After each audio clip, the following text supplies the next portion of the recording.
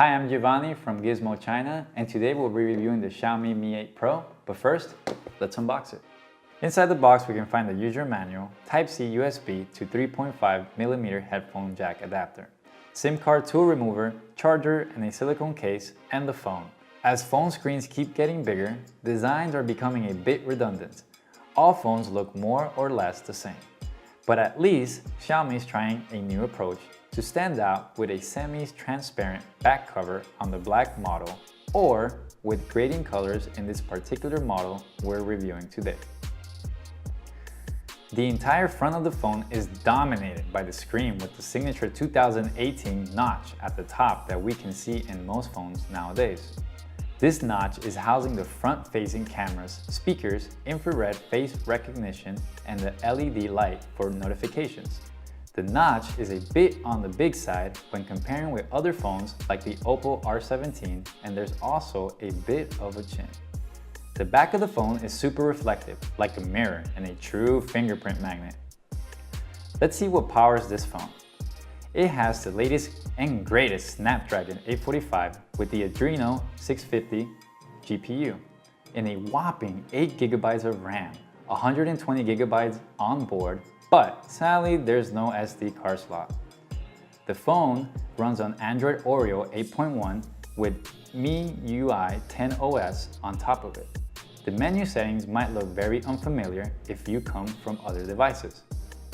For those who are buying this phone out of China, you'll be happy to know that I have been able to install Google Play services, but it wasn't easy and I had to disable the default download systems to be able to install apps from the Google Play Store.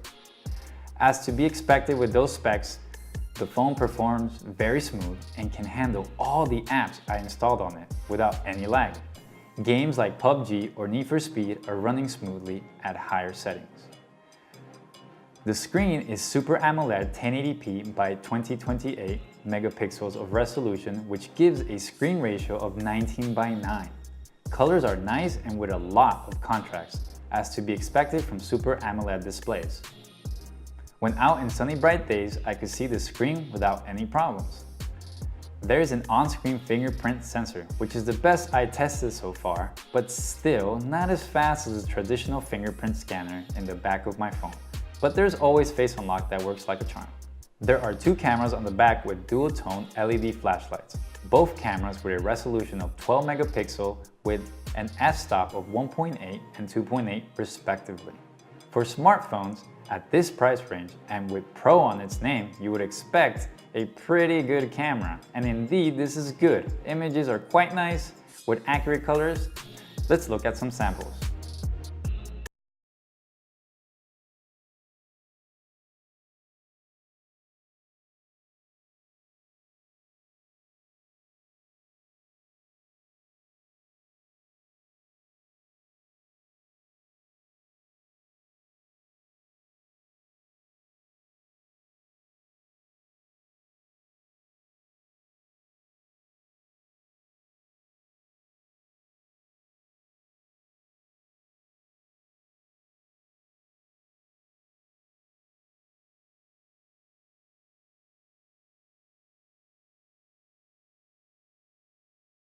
Don't look oversaturated or over-sharpened as it's common with most smartphones nowadays. The user interface is easy to navigate, and for those with more serious photography skills, there's a fully manual mode that will allow you to control all the settings of the camera.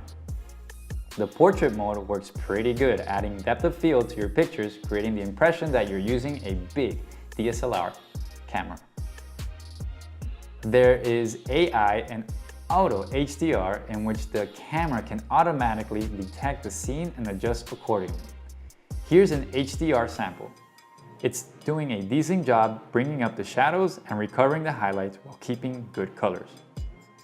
When it comes to video, the Mi 8 Pro is a real deal. Crisp 4K stabilized video with H.265 codec at high bitrate for maximum image quality, which you can appreciate by yourself.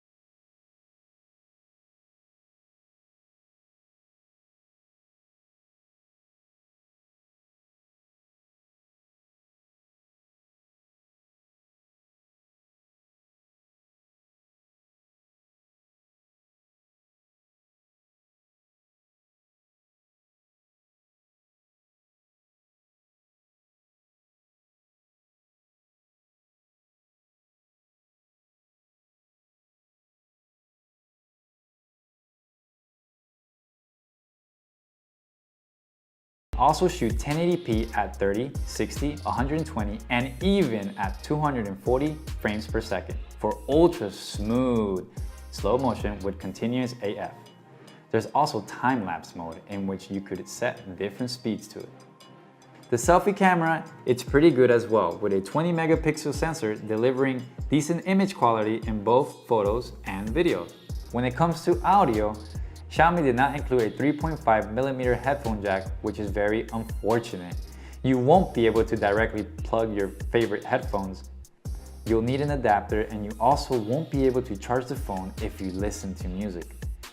In the bright side, the speakers sound good and loud. Here's a sound sample.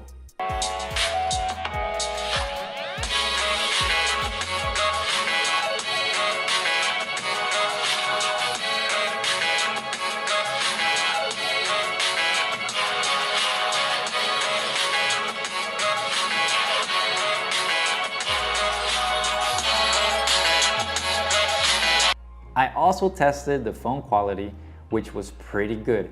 Excellent reception everywhere. The battery at 3000 mAh seems a bit small, but it got me through a whole day of heavy use. In conclusion, the Mi8 is a top-end flagship smartphone and is a great value for your money. I just wish for a smaller notch and a bigger battery, but the specs and the camera totally make up for it. If you like this video, please let us know in the comments below, give us a thumbs up, and also subscribe if you still haven't.